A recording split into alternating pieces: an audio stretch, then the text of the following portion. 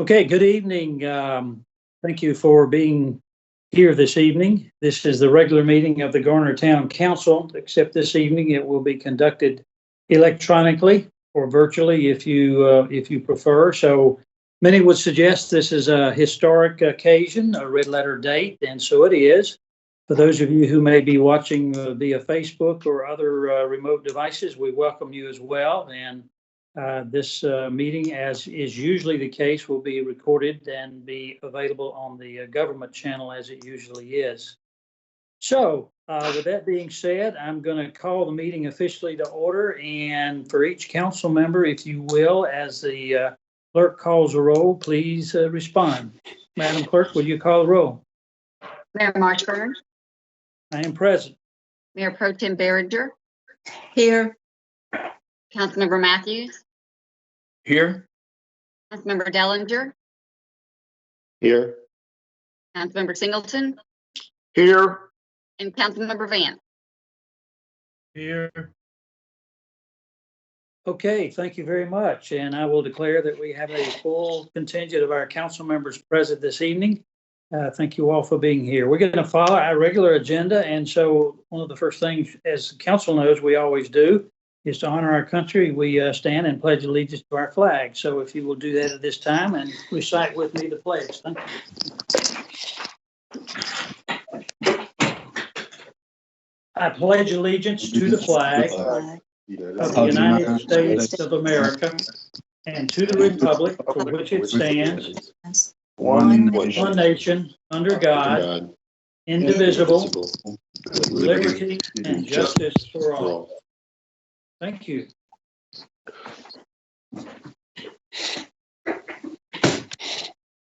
Okay, at this time, since my pastor friend could not be with us tonight, I'm going to ask that we have a moment of silence.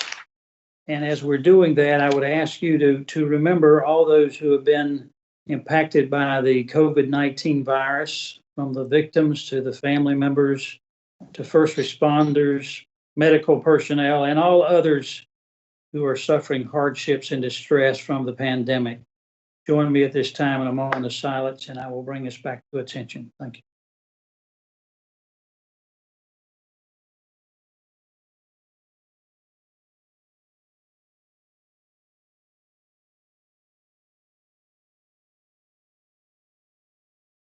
Okay, thank you all very much, and we will now proceed with our agenda. Next, we have petitions and comments. This portion of the meeting is to receive comments from the public on items not included in this agenda.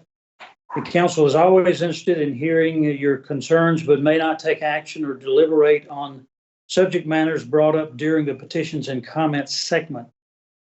Topics requiring further investigation will be referred to the appropriate town officials or staff and may be scheduled for a future agenda. Since the council is meeting virtually during the COVID-19 stay-at-home order, the town made available an online form and also a phone voice mailbox as alternative means for the public to submit comments.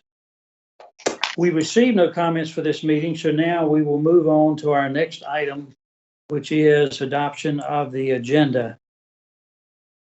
Council members, do I hear a motion that we adopt the agenda as you have before you? So moved. Second. Okay. Motion was moved by Ms. Behringer and seconded by, was that Mr. Matthews? Yes, sir. Okay, thank you all very much. Any other discussion? Hearing none, all those in favor, please say aye. Aye. Okay, and it is unanimous by all members. Thank you very much.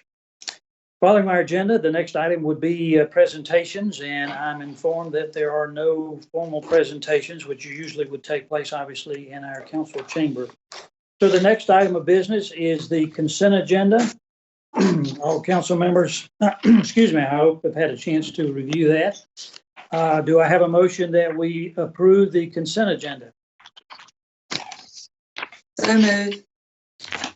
Okay, Second. is there a second? Okay, moved and seconded by Behringer and Mr. Matthews. All in favor, please say aye.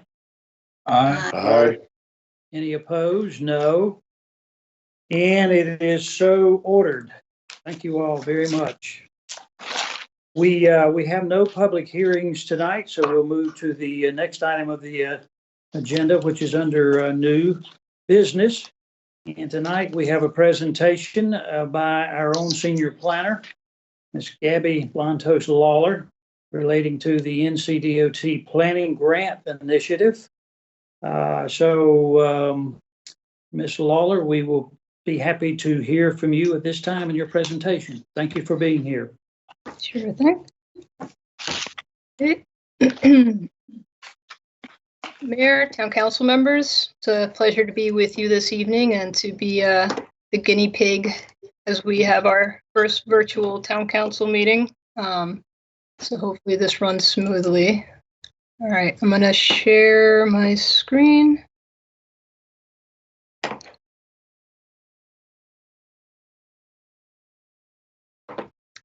And can everybody see that?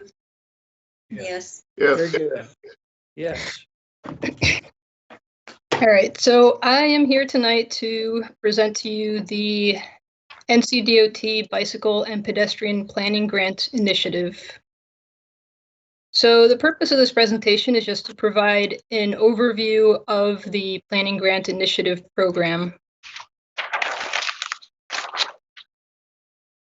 The NCDOT Division of Bicycle and Pedestrian Transportation, or as it's now known, the Integrated Mobility Division, and the Transportation Planning Branch created an annual matching grant program in January 2004. Every year, the program provides about 500,000 years, which covers, give or take, 10 plans. And the types of plans that are covered by the program are comprehensive bicycle and/or pedestrian plans, project acceleration plans, and plan updates. And the type of plan that you can pursue is determined by the population and the size of the jurisdiction. And every municipality within the state is eligible for the program. Only counties that have less than 15,000 population are eligible, though. And for town of Garner, we're in the category of greater than 10,000 population. So we are eligible for either a comprehensive bicycle plan, a comprehensive pedestrian plan, or a plan update. And so for us, for the town, it would not make sense to pursue a plan update as we don't have a prior bicycle or pedestrian comprehensive plan. And so what we are proposing is that we pursue a comprehensive pedestrian plan, as that is the most fitting for the town of Garner. And just to give a quick overview, so a comprehensive plan provides an assessment of the entire community, and part of what you get out of it is an existing conditions analysis, guidance and recommendations for projects, programs, policies, and strategies for implementation. Project acceleration plan doesn't apply to us, but it's essentially just more limited in scope, and it doesn't consider a full street network. It's more focused on key corridors. And that's typically recommended for smaller communities with more limited resources. So the schedule for the program, the call for applications was open in February 17th of this year. And the application submission deadline for the application is June 30th. And it's a hard deadline at 5 p.m. There is one exception to that deadline that I'll go into on the next slide. So after the applications are submitted, the awards committee makes a recommendation in September, and then in the fall, in October, November timeframe, the Board of Transportation gives approval, at which point municipalities are notified of the award. And then a notice to proceed is issued in February, April, which is about a year from now. And plan completion deadline is 12 months from notice to proceed. So application requirements. There's just an application that has to be completed through the online portal. It's the first year that NCDOT has started using the online portal, and so that's a kind of a quick application. And then another requirement is 2 resolutions. One resolution would be from town council, and the second resolution that would be necessary would be from the corresponding MPO or RPO, which for us would be the Capital Area Metropolitan Planning Organization, or CAMPO. And so the resolutions are the exception to the application deadline in June 30th. Those resolutions can come in after the application deadline if necessary. Another application requirement is approval from town administration. So, for example, town manager. And the last requirement is agreement to participate in NCDOT's implementation survey. So this is a new requirement, and it's part of a mandate from North Carolina State Legislative Body that requires DOT to report back on the plans that are funded through the program. And so every year DOT would send this survey, and they get an aggregate number of projects that are implemented every year. Optional application components. So letters of support, these are optional, but they're very strongly recommended because they help to build the case for an application, which is especially useful because the application is evaluated on qualitative aspects more so than quantitative aspects. So this is something that we would recommend including. Other optional components, maps and photos. So you would use this to help demonstrate either priorities or problem areas in the town, and it just kind of helps to illustrate it and make the case.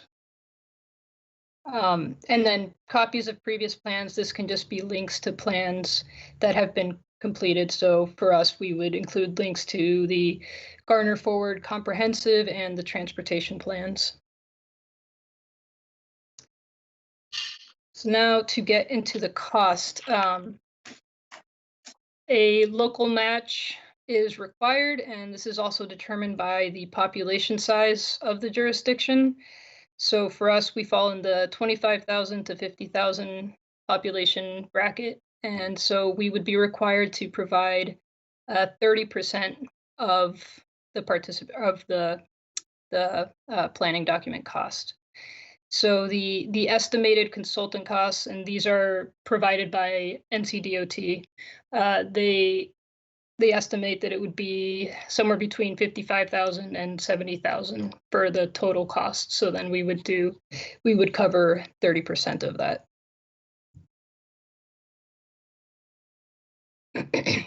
So I'd like to just go over some of the advantages that staff would like to highlight to submitting the application in this 2020 grant cycle. And some of the advantages to submitting the cycle would be that this project would help to accomplish the sidewalk reprioritization that we've been looking for as we head into a new round of bonds. Another advantage is there are only 2 candidates in the Campo region that are applying this year, and it's very rare to have such few candidates applying in one grant cycle. And going forward, it could be likely that there would be more competition. And another advantage is that this could be budgeted across 2 of Garner's fiscal years in order to reduce the financial impact of paying for the plan completion. So tonight we're not asking for any formal action from council. I simply wanted to give you an overview of the program and how it would function, what costs we would be looking at, and So it's just meant to inform council members of the planning grant initiative. And the purpose being just to obtain council's agreement on staff moving forward with the preparation of the application. We would come back at a later date, obviously prior to the June 30th deadline, but we would come back and bring the application item back to council to secure a resolution of support. So that would probably be the town council meeting in June. And that is all I have. If you have any questions, I'd be happy to answer. Okay, thank you very much for your report, and I understand you're not asking for any formal action tonight, but this is to be received as information. So, but council will recognize each one of you if you have any questions and or comments related to the presentation, or particularly questions. So I will begin with Councilmember Singleton. Do you have any questions, comments, sir? I do have some comments. And I appreciate Gabby bringing this to us. Sure. I got us a sidewalk plan for the bond referendum. I've been working on this the last 6 months. I got us 3 pages here.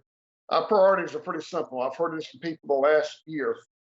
Our older established neighborhoods, which don't have sidewalks, want sidewalks and to be connected to our sidewalk network. Cloverdale, built over 60 years ago. Greenbrier, down where Councilmember Matthews lives, we've kind of got that plan in place. We just need to get it approved at the next referendum. But to connect the Lakemore subdivision to the greenways, that's a priority. We have numerous neighborhoods on New Rand Road, which go back to New Rand Road and can't go anywhere. We need to carry the sidewalk south, get them on the sidewalk network at Timber Drive. In North Garner, along Weston Road to get to Cloverdale, down Meadowbrook to Garner Road, through Meadowbrook to Casey to Northview. So Cloverdale has a sidewalk going from one side of the subdivision to the other, to connect North Garner and those places to the Garner Road sidewalk, which can get them to the sidewalk network. Like I say, I've got several pages written here. Yeah, I know we can have a consultant do that, but I know what I hear, and I know Garner better than the consultant will know it, and that's no offense to anybody, but I'll be glad to let someone follow me in a car, and we can talk on the phone, and I can show you all these, because we have a lot of older subdivisions that aren't that old, like Weston Ridge on Weston Road. It's the sidewalks, but they don't connect to anything.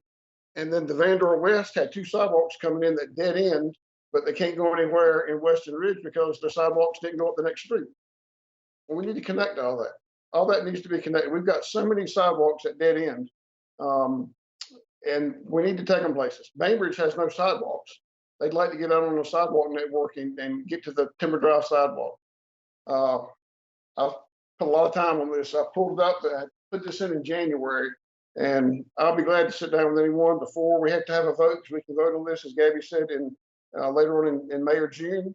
But I'm looking at money. We're going to be $3.5 million shortfall. This will cost us, based off the information she's provided us, between $16,000 and $21,000.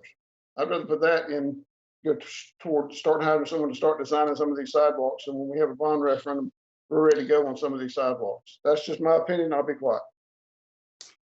Thank you, Mr. Singleton. I will next recognize Ms. Behringer for any questions or comments. I don't have any questions. I would like us to proceed with this process. Gray is right. We have many sidewalks that go nowhere, and I know it's a work in progress, but the more information we can get about how to proceed and where to start first, then so much the better. Okay, thank you very much. Mr. Vance. My question to Gabby is, with going forward with the plan, how does that impact with the funding of the sidewalks themselves? If we decide to go forward with the plan, does the plan help us going forward when we want to move forward the bond referendum with getting possible additional funds? Yeah, so having that documentation just helps build that case that that is a priority in the town. And it helps to have that to back you up, particularly if there are specific locations where we are trying to construct these facilities. So this would help. This would help future efforts to construct sidewalks or whatever pedestrian facilities it might be, whether it's crosswalks or countdown timers, things of that nature. So if we have an adopted plan, then it puts us in a better position for potential funding on other sources. Correct. Okay. Do we have any, do we, and this may be a question that's too early to ask, but with this COVID-19 and with the constraints that are currently on budgeting, have we heard anything from DOT with how this is going to impact this grant? Or Thus far, the only impact it's had is on the deadline. Originally, the deadline was in May. I think it was May 19th, and they pushed that back to June 30th. But aside from that, they haven't advised us of any other impacts to the program. all I have. Okay, thank you, Mr. Vance. Sure enough. Okay, I'll recognize Mr. Dellinger. Hello, excuse me. I echo a lot of some of the things that Councilman Singleton said. One thing that I think would be helpful if you could provide for us is examples from other community of what these pedestrian plans look like. So we can look and see what a final product would be and see if it actually potentially could meet some of the needs and questions we have. What I read also is that the DOT chooses the consultant. Is that correct? So we would be able to use consultants that we have on call, I believe. I will double check on that. But I'm fairly certain that we would be able to use whatever consultants we already have a transportation on call with. Yeah, I would double check because I think what I had read is that we, with the application, I think when we're approved, we submit the money and then they choose the consultant. And then there's a requirement for a steering committee, I think, depending on what kind of grant it is. And some other question goes into, because my mind is fixating on this $21,000 share. And so another thing that'd be helpful is how much staff time is it going to take to work with a consultant to help them finish this plan? That's cost, that's an expense. And so quantifying the number of hours multiple staff will have to spend with a consultant over the course of that engagement is important because that's an added cost. I looked at, there's a content standards for the DOT bicycle and pedestrians plan, and it's very comprehensive. And it's also, I think, one of the things Mr. Singleton was saying is that we know, I think a lot of people in town know a lot of this stuff already. And so they're spending a lot of time just conveying that to a consultant. So I'm interested to see what the final work product is, to see if it fits with what our bond objectives are. The other question is there not an existing sidewalk master plan? Do we not have one already? Yes, we do. That's what I based all my work off of. The existing plan, which we just adopted in 2018. Yeah, so there are two issues, and one is, are we using this as a planning opportunity for a comprehensive pedestrian plan, or are we using it to work on sidewalks? Because if we have an existing sidewalk plan and there's a draft of the transportation plan that goes through every major every corridor in Garner, New Rand Road, Benson Road, and it delineates how much sidewalk is there and curb and gutter for every mile of each road. And so I just want to be clear on, are we trying to do the sidewalk inventory and prioritization, or are we actually trying to do an actual pedestrian plan? And is there any different? I don't think we know that right now. My last question is, how would, when it comes to inventorying sidewalks, how would we do this if we didn't do this grant? like leading into a bond, how would we go through the process of creating a rubric and a scoring system for prioritizing sidewalk construction and connectivity? There might not be an immediate answer to that, but that's a question I kind of want to know. What if we don't do this? How are we going to get done what we need to get done? Those are my questions and comments. Sure. So I can definitely send some examples of what the final product looks like. DOT has a page for the program, and I can access links to any other plans that have been completed through the program. So I can definitely share that. Find similar communities to Garner that might be more relevant. And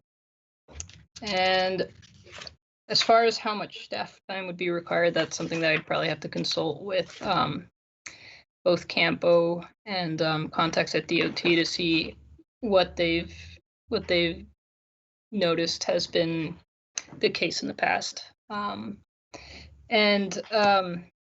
So the transportation plan did kind of lay out a more broad plan for where we need sidewalks, and as new developments come in and things of that nature. But this would be a little bit more comprehensive, and it would go beyond just sidewalks. It would be a comprehensive pedestrian plan.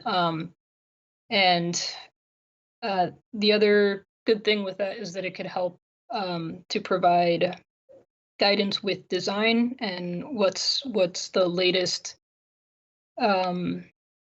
recommendations for any given situation, because for both bicycle and pedestrian facilities, it's evolving at a quick pace in terms of what treatments are being used. So this would be a much more in-depth dive into that. And I think that kind of leads into your last question about how we would create an inventory of these sidewalks that would need treatment or that we would need to obtain grants for. And so this would have a very thorough documentation of those problem spots, or those spots that need additional attention. And so that would help kind of streamline going forward when we are applying for these grants. But in terms of how we create that inventory currently, I'm assuming that that's just as problem areas come up or come to the forefront, we probably have a running list of areas where we want to make those improvements. But that I'm not absolutely certain how we keep track of that. Okay, thank you. Mr. Dellinger, you finished? I Yes, believe? sir. Okay, thank you. Mr. Matthews, you haven't had a chance to comment or ask questions, sir. Thank you, Mr. Mayor. Gabby, it was a good presentation, by the way. And as we were going through this, or as you were presenting, I had made myself a couple of notes before we got into our own individual input, and some of it got answered. And one of my notes was, how much input do we really have in this if we go with it to the people coming in and looking at it? And then Mr. Singleton brought up the information that he had already had, and hearing some of that with what's been going on, it looks like everybody wants sidewalks, obviously. And out where I'm at down here, just the south side of Lake Benson in the Lakemore area, we've got the Pine Wind subdivisions. They've got their sidewalks up on the Van Dora Springs Road up there, and then it stops at the cul-de-sac. And then we've got the new development on Buffalo right down there that we approved that they are already constructing, and it's going to be quite a bit there. Then we've got the landings at Lakemore. Then we've got the Winds at Lakemore. Then we've got the Meads at Lakemore, and that's a lot of folks over here. And the feedback I'm getting, and that's where I'm going with this. We're talking about that south side, and I appreciate Gray bringing that out. But everybody is looking more to sidewalks because they don't want to walk through the marshes and down in the woods. I said, and it'd be a natural connection up to Lake Benson, and for all of those developments through there. The only little void area is right around that lake area right there. But But sidewalks is a big issue. And if we go with a bond referendum, we'd need all these people and it'd be a strong turnout to support it. And secondly, they'd rather be on the sidewalk than walking through the woods. I guess that's the bottom line on that one, on the trail. And secondly, if we do this, having said, if we've got that data already, and Gray brought up a very good point, we've been studying on this, and who better knows what our needs are. We can also prioritize those. That's something we can work with, which is what these people would be doing anyway, I'm thinking. What is the big plus in this for us if we go with these folks to do this and pay our money? If we're going to give them all the information, what we really feel like we really need here, and we know what the people want based upon our feedback and living here and dealing with this all this many years. And if it's just strictly for sidewalk, is there a big plus in us with staff time, as well as, granted, our amount is not that much compared to the big picture, but is there something big coming out of this that's going to help us if we proceed with it, if that makes any sense to you? Sure. And so one thing that I want to add that I didn't call out attention to in the presentation is that as part of the plan development, NCDOT heavily emphasizes public engagement and making sure to get that feedback from the community, because as I've heard, obviously the consultant is not going to have that local knowledge that we do. They, likely don't live here and don't deal with these matters on a day-to-day basis. So that's part of why NCDOT does provide a lot of emphasis on the public engagement component, and it also would require stakeholder groups to be developed, and that would be made up of people within the community that can provide that information and to help guide the process, so that it's not just an outsider coming in and driving through town and deciding what might be best for us. So there would be a big focus on town of Garner residents providing feedback into the development. And as far as your question of what would be the big advantage to doing this, as we already commented, so part of what would come out of this is that it would help to support future bond applications, but it would also, be in line with the efforts that we have made through the Garner Forward Transportation Plan and, with Parks and Rec doing their comprehensive plan. So part of what we're trying to accomplish in all of this is to figure out how to best utilize Garner's assets. And we have a lot of great natural assets. We have Lake Benson, White Deer Park, and a plan of this nature could help tie together both the transportation plan and the Parks and Rec plan, and to give us kind of a path and to figure out which improvements need to be prioritized. And so that's part of what is also helpful, is just it would give us kind of a roadmap to what should be prioritized and to give us cost estimates of how much any of these improvements would be, and to help identify other funding sources. I don't know if that answered your question directly or not. That's pretty good.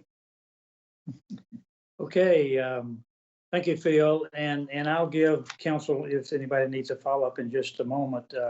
I just want to make a couple of comments. Number one, I'm impressed by the bulleted item, which says only 2 candidate applicants are in this round. Having served on Campo for a little while, I'm always intrigued. Usually it seems like there are lots of people standing in line wanting some grant money. And so to only be one of 2 would increase our odds, I would think, that certainly the money is available. And also, if we do this, as it points out, The financial impact could be spread beyond just one fiscal year. It could be spread across 2 fiscal years. So I think that's moving forward. That's sort of a important facet of this program. So thank you very much for the information. I think it's very helpful to have, and certainly we talked about a bond issue that would address some of these areas moving forward. So any other council member have a follow-up on this that you'd like to ask before we move beyond this? Yes, I'd like to mention that I based what I did off of the master sidewalk plan, which we just adopted in 2018 with the transportation plan. So we've gone through the public engagement. We've heard what people wanted, because the sidewalks that are still being completed in the 2013 bond referendum, these people have come up and said, we want sidewalks, Cloverdale people, Greenbrier people, south of down the Lakemore area want it. We've heard all that. So public engagement, they've already told us what they wanted. I just didn't dream this up. I took the master sidewalk plan and branched off of it to connect so many missing pieces. So we have a plan. In regards to getting grants, that's fine and dandy, but we've done 3 lap projects in Garner since I've been on the council I can remember, where we didn't have, we had master sidewalk plan and transportation plan in place. One of them, the sidewalk that's going to get done on Timber Drive from Lanton down through Woods Creek, and then from Hearth Drive on up to the Timber Crossing Shopping Center. We've done a couple other sidewalks with that grant also, getting those grants also. So, you can have a plan, you don't have a plan. We got a middleman. In my opinion, we don't need a middleman. The last sidewalks were determined, we took them off the side for the 2013 bond at our retreat in 2012. We were in Raleigh, and we sat there and we took the master sidewalk plan and we prioritized them. The council did. That's how we did them. And that's what we did. We went right down the line and we picked the points, and that's how we picked the sidewalks to do. There are more gaps now in existing sidewalks where we put new sidewalks that we need to fill. That's just the priority. And again, reaching out to get existing older neighborhoods onto a sidewalk network. I just will beat the sidewalk network thing to death, because where Phil is, he wants to get on the sidewalk network. If they can get it there, he can leave his house and walk to Timber Drive. He can walk to Lowe's Foods. He can walk to Town Hall. So could all of his neighbors. So that's my whole point about saying, yes, it's nice to have that grant, but we just did this with the transportation plan. We already had engagement. So we got a master sidewalk plan. That's where I took my information from. I didn't just dream this stuff up. Just wanted to let y'all know that. All right, I'll be quiet. Okay. I've got to put in just one little snide comment. I saw Phil walking at Lake Benson just recently, but I can't imagine him walking all the way to Town Hall, but I guess he could if he had a shot. You never know. Phil, you don't have to respond. Okay. Actually, any other council member wish to make further comments or ask Gabby any questions?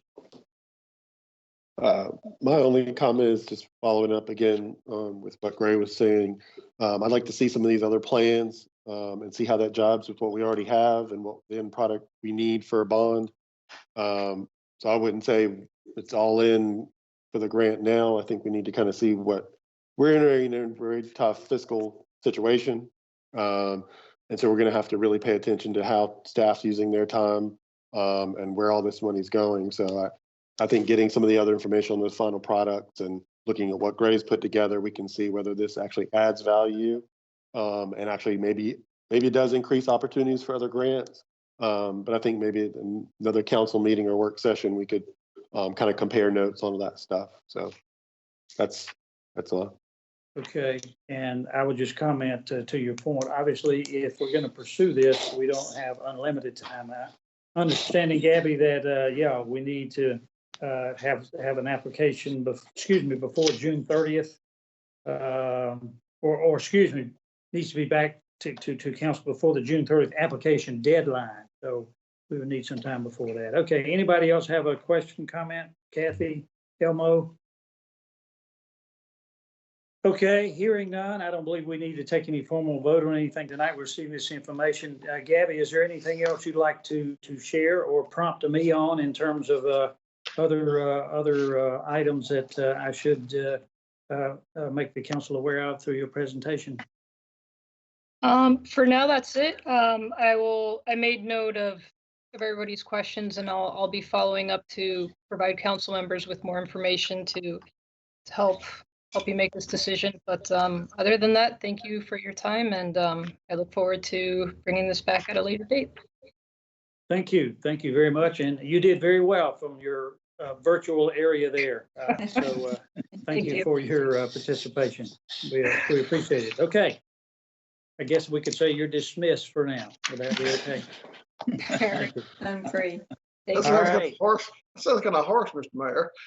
Yeah, I know. So, all right, that was the one item under new or old business. And so we are already to the portion of our agenda, which is committee reports. I'm not aware of any, but are there any committee reports?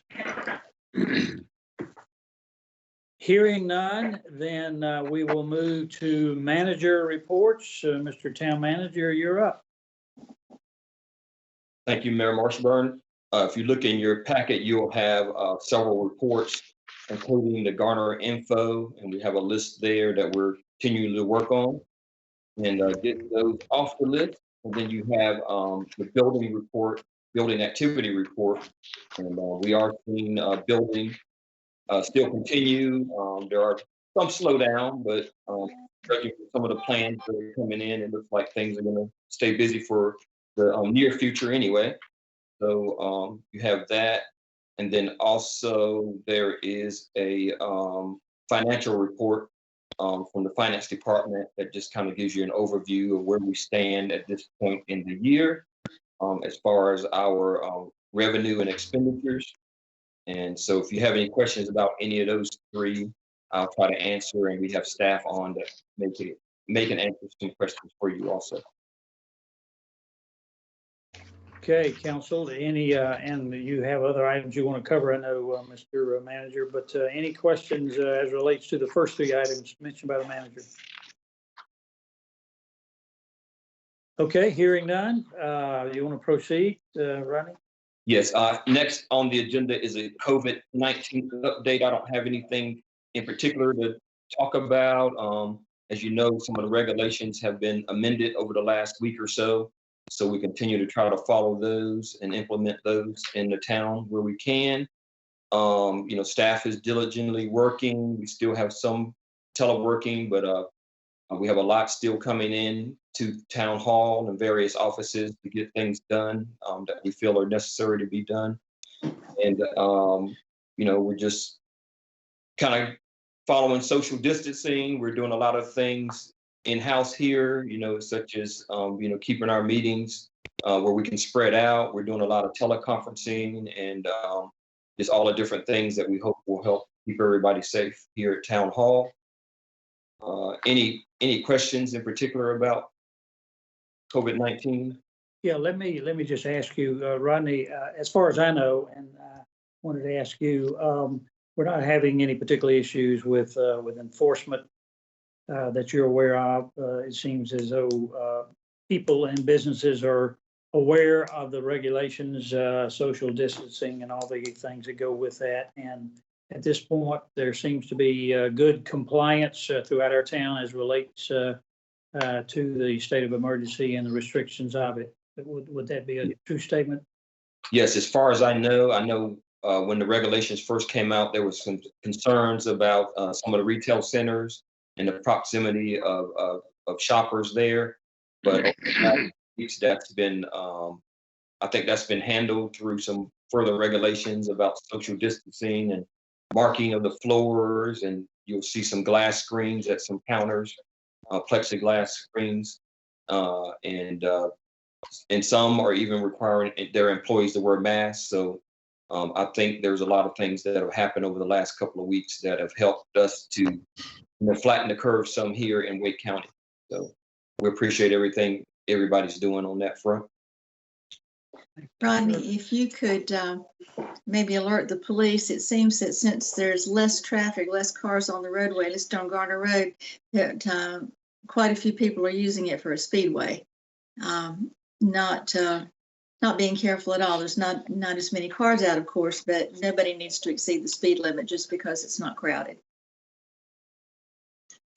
Okay, I'll pass that along. Thank you. Okay. Next item is a budget update. We've had conversations with all council members, and we continue to have conversations and do analysis in-house here with our budget manager and budget team and our staff. And we realize there's going to be a shortfall in revenue, so we're trying to plan for that. And right now we have department heads looking at different items that they could potentially trim from the budget, the upcoming budget. We've made recommendations, and we'll look at some of the bigger impact items we can do to get the budget expenditures down. It's going to be the same story for all local governments throughout the U.S., I'm sure. Definitely going to see a decrease in sales tax, a decrease in user fees as it comes to, Parks and Rec and those type of programs. And then even motor vehicle fees. People are traveling less gas being purchased. So some of those fees that are passed through the state, we're going to see a reduction in those. So we're just trying to prepare ourselves for worst case. And if things end up picking up or doing better, then there might be a possibility for us to add things back to the budget. But the approach we're taking is just to be more cautious right now. And Mr. Franks is on the call here, so if he wanted to add anything, or if anybody has any questions for any of us, we'll be more than happy to answer those. That was a good overview. About that, let's go back up to item number 4, the COVID-19 update in reference to the equipment for the law enforcement. Are we having any issues there? Not that I know of, beyond just the normal supply chain issues that everybody in America is having. We do have supplies for them. We have some on order through a private vendor. We also know that Wake County is getting some things in, and as part of the EOC, Emergency Operations Center, and our mutual aid and those type of things. We are going to be able to get some items from Wake County, but there's not an abundance of supplies anywhere. So we're giving everybody what they need the best we can. And we continue to try to order things as we see vendors and opportunities there. But I've checked with department heads, and they seem to be fine with the supplies they have right now, knowing we don't know how long this is going to go on. So we're going to continue to try to maybe get some more supplies in, just so we'll have some. But there's not a abundance of supplies, and even when we find reputable places to order, it does take time. So for those to get here, because everybody in America, in the world, I guess, is ordering the same supply. So, If I might ask. And I think we're in pretty good shape. Okay. Someone asked me recently to ask the council about the possibility of hazard pay for emergency services personnel. So I'm going to throw that out there. There's a few municipalities who have made some provision. It's not an across the board provision. And I did agree to ask you, Rodney, and other council members what your thoughts are if that's a possibility. I reminded the individual that I was talking to that we are challenged as it is with meeting our budget, that we have a shortfall, but they were insistent that I bring it up. So could you speak to that? Yes, it's something that we've talked about, and we continue to follow what some other communities are doing. Most of the communities that are doing that now, or local governments, I should say, are larger, and they're putting those type of things in place. As far as Wake County, no one our size has instituted hazard pay.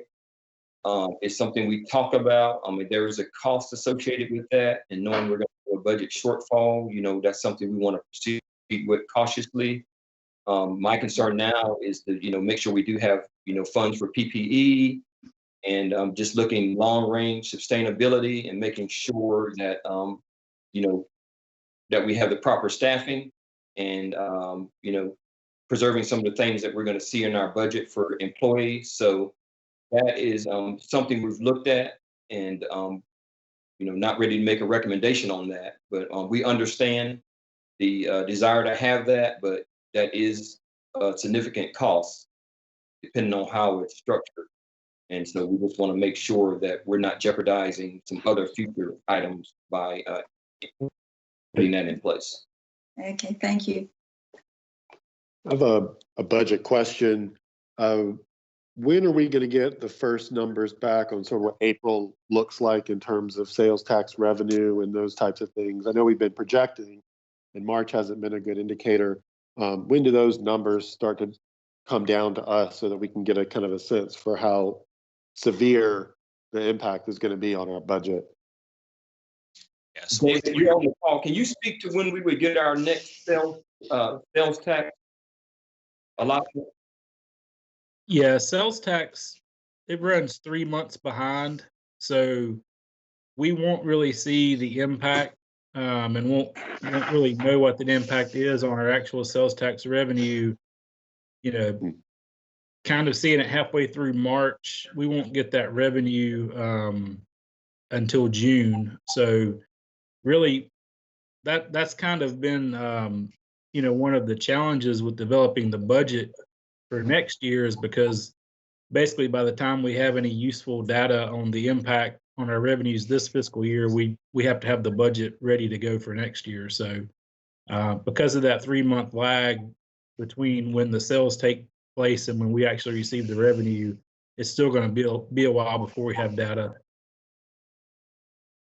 Are there any other revenue streams from other places for April that will come through, fees and other things? Is there any other revenue streams we could have any indications on in the short term? Yes, we'll see, pretty significant drop off with Parks and Recs fees. We'll also see, we did see a decline, a slight decline in March with our motor vehicle tax revenue. That was down when you kind of backed out the tax increase that we had this fiscal year. It was down, I think, around 11% over, what the prior year had been.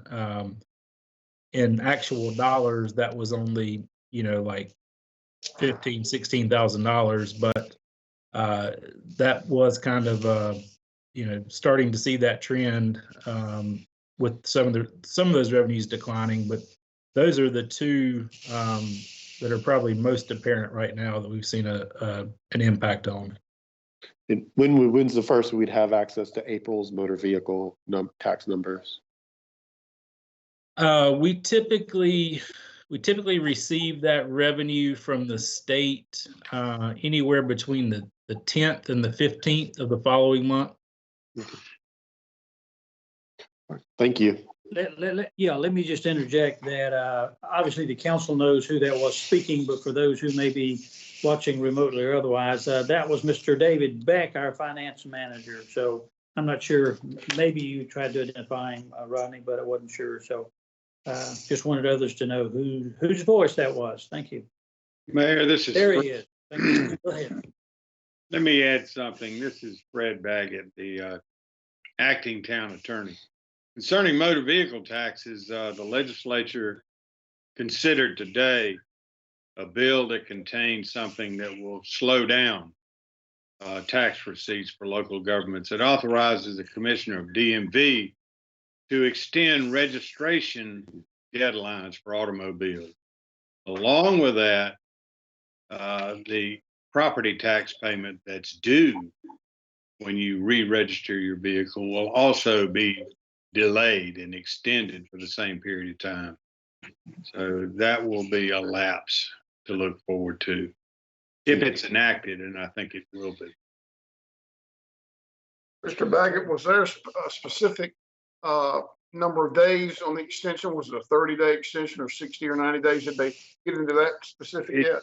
It gives the DMV commissioner some discretion as to how long the extension would be. It could not be longer than the period of the emergency. But that bill gives several state agencies the independent flexibility to extend deadlines that come within their purview. And this one is one that the DMV commissioner will have some discretion on. It won't be forever, but it will, you'll get the tax eventually. It'll just be slow. Yeah. Thank you. Okay, thank you. Let's see, Rodney, we're still with you there, and then I'm gonna Yeah. go to Mr. Baggett, I believe. Okay, still have a handful of things. There's a discussion around the next council meeting, April 28th, will be the next meeting. And I think the council has plans for that date, but it will not be a typical work session as we usually have. Right now, we're in the mode of needing to have at least one meeting per month.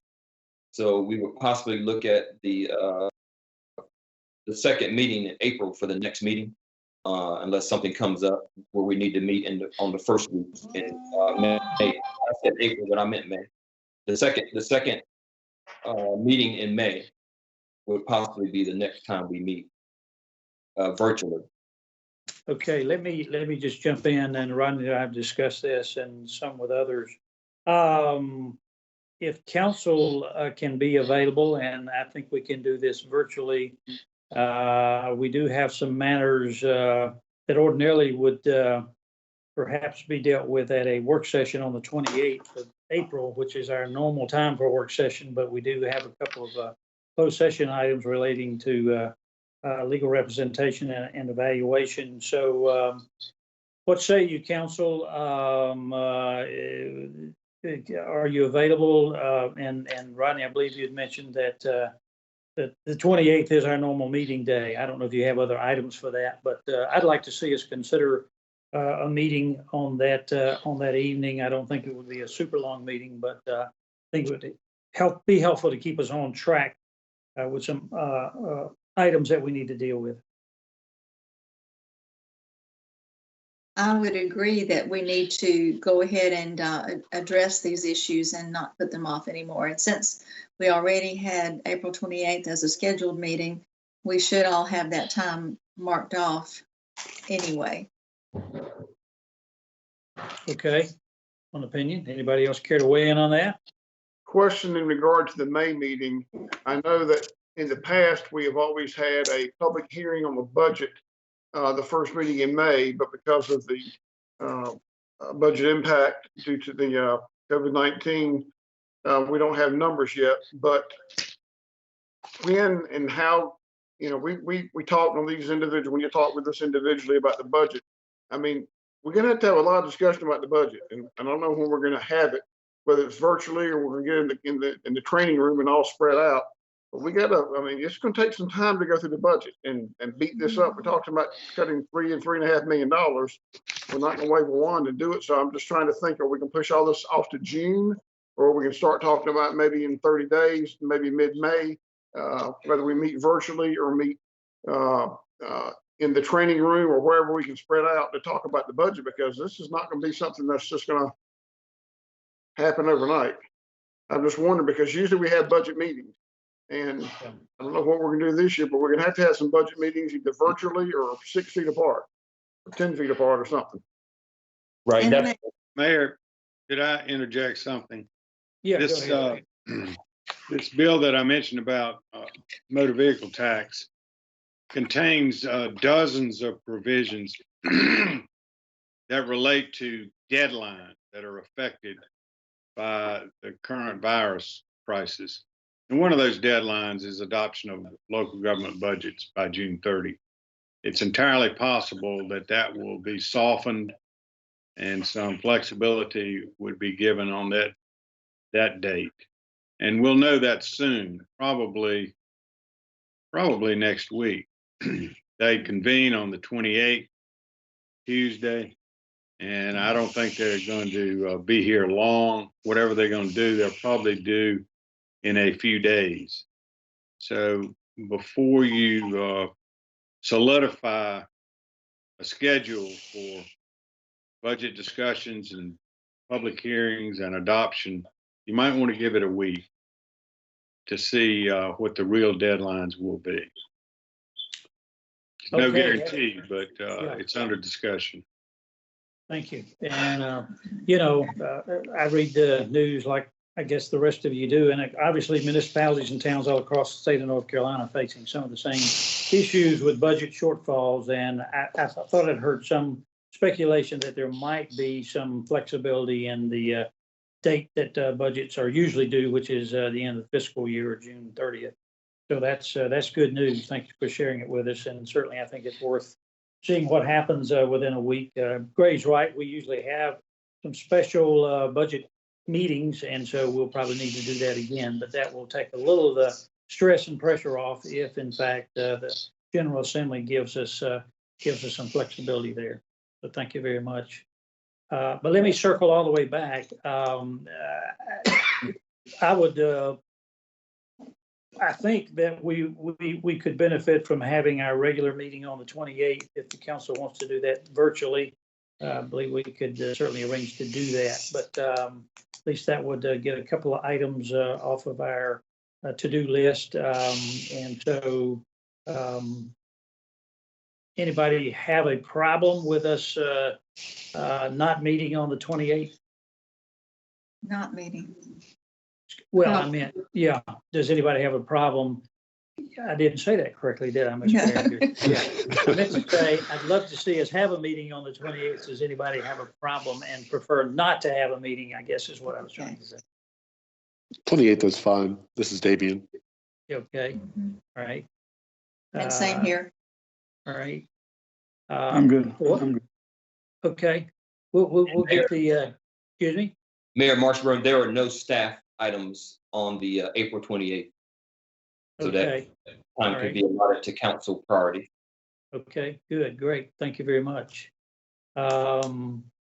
So Ray made a point. We could meet and certainly spread about. What's your preference? You want to try to do another virtual meeting on that evening? On the 28th meeting is fine, but I'm just saying when the budget time comes, we're gonna have to determine how we're gonna meet, whenever that is. And Mr. Vegas, right, we can wait to see what the legislature states.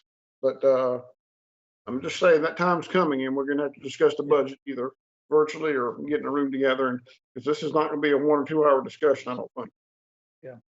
Well, and as far as I'm concerned, if we meet on the 28th, certainly in public mode, we can discuss when we would have our next meeting and with an emphasis on budget related items. And maybe by then we would know what the General Assembly is going to do in terms of giving us some flexibility. So I'm hearing, at least for now, we will plan, Mr. Town Manager, this is not a problem for you or your staff, right? I don't think much of some of the things we'll do would involve hardly any members of the staff. But the 28th, which is a week from tonight, I guess. Council, all in favor? If you're not, please say so. Okay. Let's do what we have to do to get that notice out, and we will plan to meet on that evening. And I can get with you, Mr. Manager, about agenda items. Okay. All right, that's fine. And I would say, I guess regardless of what we hear from the General Assembly, staff is proceeding with just a normal as can be timeline for the budget. And our plan is to have a budget to you the 1st of May. And we could have a public hearing on that second meeting in May, the 19th, when we typically have a second meeting. And then have our budget discussions around that time. And then try to have the budget adopted by July 1st is the plan right now. So Sure. And I think that's the plan you ought to work with, but if we get some flexibility, we can decide how much of that we need to use if we can't meet the regular date. So, okay, so our next meeting then will be on the 28th of April, and we will get notices out on that. And I know we customarily meet at 6 o'clock as opposed to the later time, 7 o'clock. That time is not too problematic. Let's plan to do that. Mr. Manager, let's see, that was your last item in the agenda, but do you have other items you care to bring to our attention? yes, I have 3 more items. Okay. Announcement came out recently about some planned road closures in relation to the construction on I-40. So beginning Friday at 8 p.m., crews will close the ramps to and from I-40 East at Jones Sausage Road, which is exit 303, Detours will direct drivers to US 70 at White Oak Crossing to access I-40 East and Jones Sausage Road. In addition, the flyover bridge from I-40 East to the flyover bridge from I-440 East to I-40 East will also be closed for the weekend. A detour will lead drivers onto I-40 West to exit 298A to take US 401 South and US 70 East to Garner to access I-40 East. So in other words, parts of I-40 will be closed, and that's going to direct some traffic to Garner for some detours. But that announcement was put out by NCDOT. And they'll have some of that on their signage on the highway. The other thing I would mention is there was a news story today about the impact of the NCDOT, Department of Transportation revenue shortfall. It ran on several outlets, and there was a list of projects. And one of the projects where there were two involving Garner, and one of them was the Highway 50 bridge over US 70. The let date for this project has been pushed out to January 18th, 2022, as a result of the revenue shortage. And this was specifically listed in the NNO story. Also, Highway 401 Super Street conversion from Anaron Court to south of Old State is also on the list, but the 1 month delay is due to utilities and not the revenue situation. So the new let date for that is June 16th, 2020. And we're not aware of any additional projects that are going to be impacted at this time. Manager Dixon, how does that impact the improvements that are being proposed? I think it's for Lake Drive with the 50 bridge being pushed out to 2020. I think that will delay when we do that. We were looking at some of the improvements on Lake Drive and rethinking some of those as far as I guess some of the sidewalks and some of those projects were concerned. But as far as the timetable, I don't know if John or if anybody else. Mr. Dickerson, and Mr. Vance, we can push that project out because we would like to time it out as best we can with the construction of the bridge. Even if you do choose to move forward with it faster than the bridge project is going to be done, you may recall that we had a public meeting on that, and the residents have asked us to bring back some options. So once we can have a public comment period that the public can actually attend in person, we'll be bringing the Lake Drive design back to you to show some scenarios, some alternate scenarios, and give those residents a chance to speak directly to the council. We did not feel like trying to do that from a remote basis served the intent of what we promised the citizens we would allow them to do. So we will first bring that back to you when things are more normal, and then council can direct us as to whether or not we should continue to push that out to align it with the construction of the bridge. So from my understanding, we were trying to do that simultaneously in order to not to disturb the public twice. Yes, sir. Okay. That would be preferred. Okay. That answer your question, Mr. Vance? Yes, it does. Okay, thank you, sir. Mr. Manager, do you have at least another item? I have a question for Mr. Dickerson. Do we have any updates on the Woodland Road resurfacing that was supposed to have taken place in April of this year? I don't have an update, and I see town engineers not on right now. I'm not sure if John knows anything about it or if that was included in any of the lists that have come out. A couple of months ago, we had an update, and we were told that it was on schedule, but I haven't seen anything going on over there. So if you would check on that, please. Okay, we can check on that again. Yep. All right. The last thing I had was the North Carolina Railroad has received the right of entry agreement for the installation of the fencing in the downtown area, and that will extend from New Rand Road to Montague Street. And if such a time later, the agreement will allow us to extend it if we see a need for that. But hopefully that project will be moving forward pretty soon. The railroad, NC Railroad, and the contractor, they'll be on site Friday to coordinate installation details with Public Works staff. Good news. Good to Okay. hear. And Mayor Marshburn, that concludes my reports. Thank you, sir. You had lots of items to cover this evening. We appreciate that. Okay, I'm going to move then to council reports, and let me see, I'll start in sort of a reverse order. I have things here, so I'll begin with Councilmember Matthews. Nothing this time, Mr. Mayor.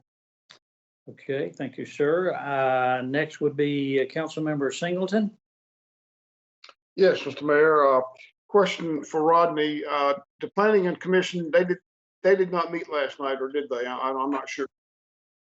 The Planning Commission did not meet last night, and they are currently making plans to have a meeting in May, and that may be a virtual meeting. But there are some developments that want to get back on schedule. So there is a plan to have that meeting in May. And you having said that, I want to clarify too that right now we're kind of in a mode of having our second meeting of the month. But once the Planning Commission starts meeting, there may be some times where we'll go back to the first meeting of the month, in addition to the second. But probably in June, we may be meeting the first Monday in June, in addition to any other meetings after that. So. Very Yes. good. Thank you. And because they've missed the last 2 months, and I know some plans were not moving forward, but now, as you say, people are ready to get their plans going. So thank you on Yeah, that. and as the town attorney mentioned, there are plans through the legislature and some changes that are going to allow some flexibility, even on quasi judicial hearings and those type of things. So everybody's ready to get back on track for that. Okay. Per our email last week discussion, spring pickup will restart next Monday, correct? That's correct. Okay. You mentioned about the closures on the Jones Sausage Road, the ramps, and Rick put those out today, and the Garner Police also retweeted it. I would like to see us, I hadn't seen anything on Twitter about spring pickup next week and on Facebook. I would encourage us to get that on our website, get it mentioned on the TV channel, get it mentioned on Twitter, Instagram, every social media, so people know that they're going to start cleaning up again on the 27th, because a lot of people didn't even know they'd stopped. Not everyone's on social media, so I would encourage and ask that this get out and get mentioned. You know, tomorrow's Wednesday, the next Wednesday, Thursday, and Friday, so people know to.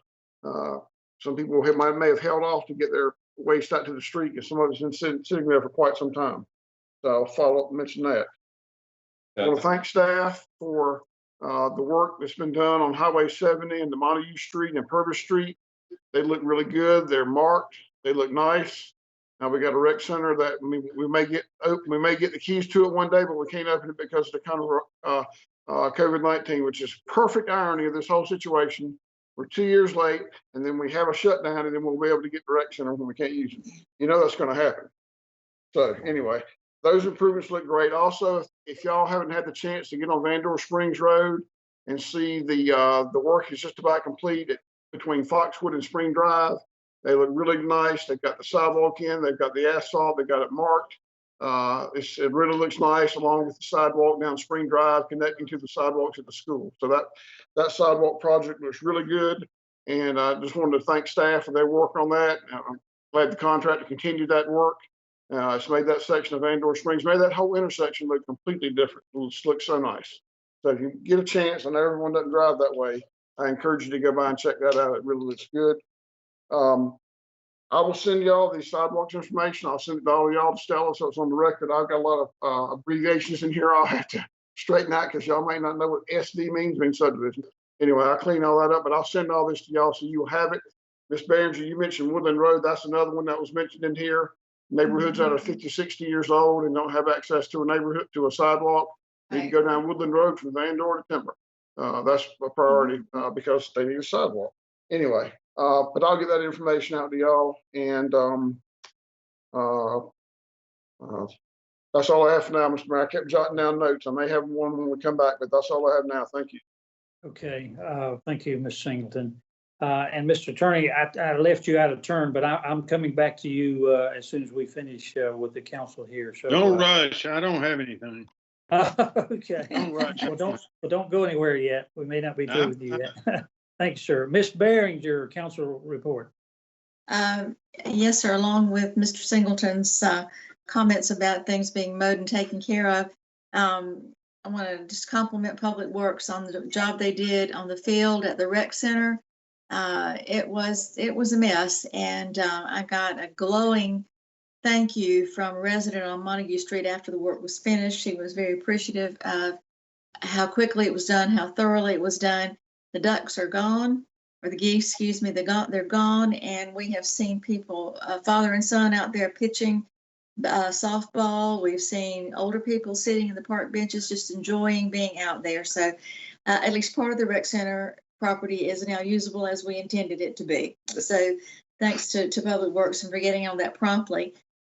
In the same vein, both the northwest and southwest corners of Umstead Drive, as it leads off of 50 onto Highway 70, are in terrible, terrible, terrible need of being mowed.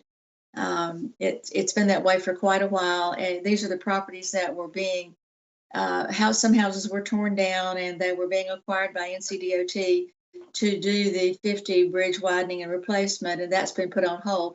But that road, those right of ways need mowing very badly. So if we can get that done. Ms. Behringer, I turned those in last week, about a week, last Monday, as a matter of fact, and talked with Mr. Beasley.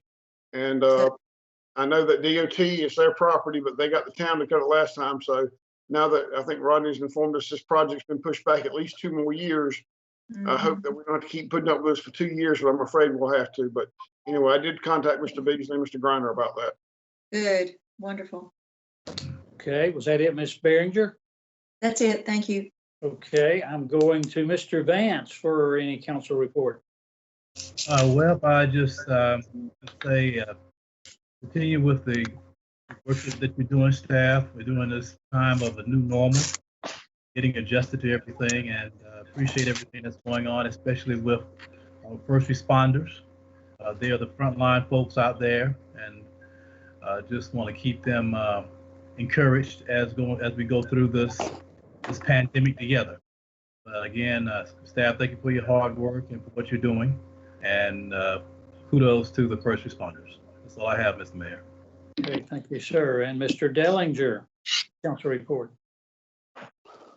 First, I just want to give an update on the Garner Small Business Resiliency Fund that EGA, Downtown Garner Association, and the Chamber of Commerce have worked together very diligently on. So proud of those two boards of those two organizations.